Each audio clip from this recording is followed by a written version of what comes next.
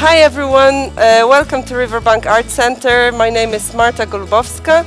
I'm a visual artist living and working in Kildare. I mostly work with clay, but a big part of my practice is working with people and sharing my knowledge and passion for arts. Today we're going to be making printed sugar skulls for Halloween. They come from Mexico. I don't know if you've ever seen a film Coco made by Pixar that they got, I think, Oscars for it. There are lovely examples of sugar skulls over there. So the things you'll need for today are you'll need a printout of or drawing of a skull, sugar skull. You'll need a styro plate, like this one. You can get them in Euro shops or Mr. Price. They're quite easily available. You will need a piece of plastic. Here I have a laminated sheet of paper, but you can also get something sturdy like card or cardboard. And also you'll need few of the colored pages. To get our prints, we'll use printing paint. If you're really stuck for this one, you may use acrylic paint, but it will be a little bit more challenging because it's slightly more liquidy. I'll be using rollers, printing rollers, but if you don't have those, you can use a kitchen towel roll or a thick brush like this one. For the display, we'll be making bunting out of it, so out of our prints. So you could do with the paper puncher and a piece of string. Okay, so let's get to it. Let's start making. To make my life easier, I will cut this plate flat. So I'm going to get rid of all the rim that raise the plate, just so it's easier for me to draw on it in a little while. Okay.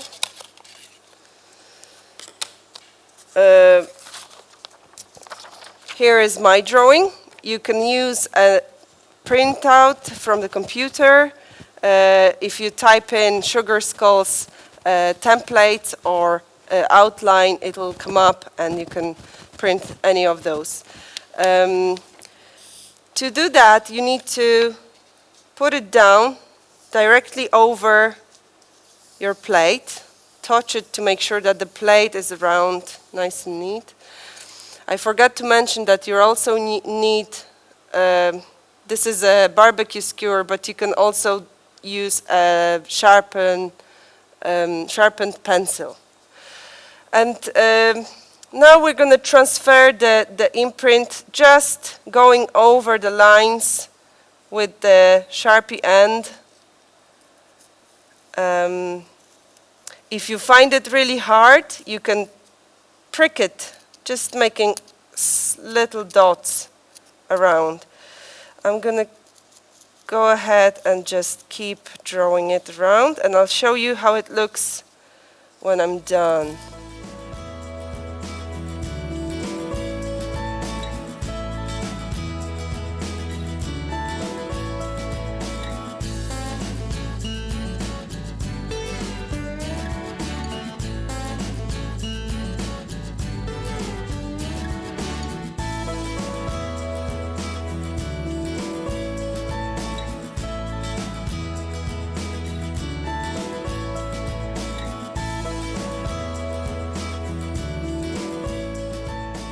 Okay, so now I'm going to run over the paper to see if I have all the lines in. And this is what you get at this point. Okay, so the next step is to prepare paint. which I'm gonna use the plastic laminated sheet for. I'm gonna put a teardrop of paint, like pea size, like you would with your toothpaste, and then with the roller just roll it on the top of the, I know it doesn't look on of the plastic, I know it doesn't look like much, but printing paint is very thick, so you really only need a little bit for it to work. Okay, so now at this point my roller is evenly covered with paint. I'm going to roll it over the plate. So you want to cover the whole area of the white plate with the color of the paint that you choose. You can go for multicolored. We're going to try that in a moment, but first of all I want to just show you first impressions of this. And then the first one will go on the green page, or maybe on the yellow. I'm going to use the yellow one first. So now I'm going to put and press this, and I have another roller here, which is a small trick of mine, and print it over. Let's see. Ta-da!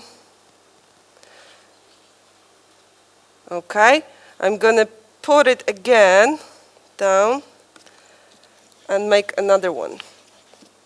Because you see, because of the fact that the printing paint is so thick, you can do it multiple times.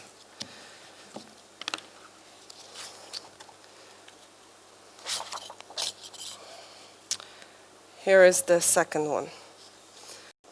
So now we can try and add another color to our mixture of paint here. I'm not going to use an awful lot of it. Oh, sorry. I'm not going to use an awful lot of it, just a little bit.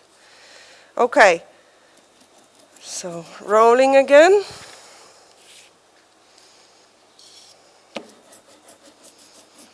And I don't want to go too much. Oh no, I think I added a little bit too little to the mixture. Do you know what I'm going to do? I'm going to add it straight onto the skull.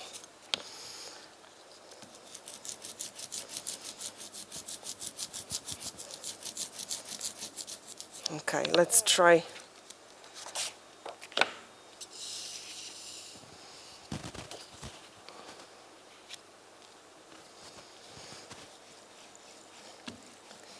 Print it this way. Now you might want to be wearing something that you can stain, because normally with printing the paint goes not necessarily where we intend it to go. And I always put an old newspapers around my working area, if it's a kitchen or some room.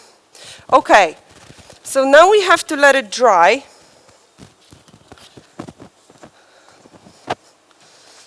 I'm going to put this up here again. I'm going to let it dry, and in the meantime you can use this little plastic bit and an ear bud or your skewer from before, and you can just make, I don't know, a drawing of a ghost. Let's try to draw a spooky ghost on it. You can draw whatever you wish. And then we do the same thing as before. We're going to press the paper on the top of it. Now, mind you, sometimes it's going to come out slightly too dark, because That's all the paint you've used. So we might have to, oh no, that's okay. So that's one, you can press it again.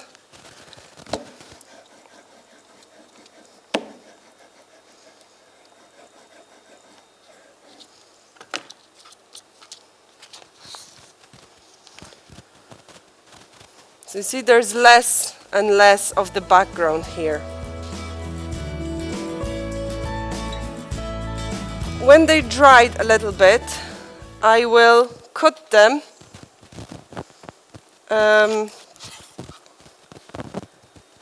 like bunting. So what shape is it? Triangular. They don't have to be exactly even.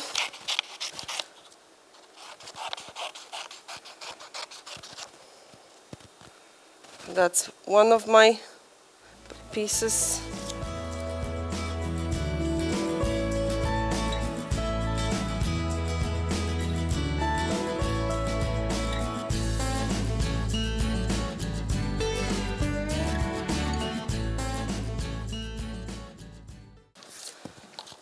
Punch again.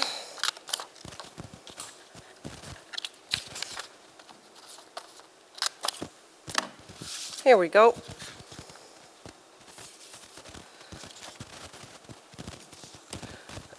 So at this point I just need a little bit of string. So the length of the string is depending on where you want to hang it. And then just twine it in.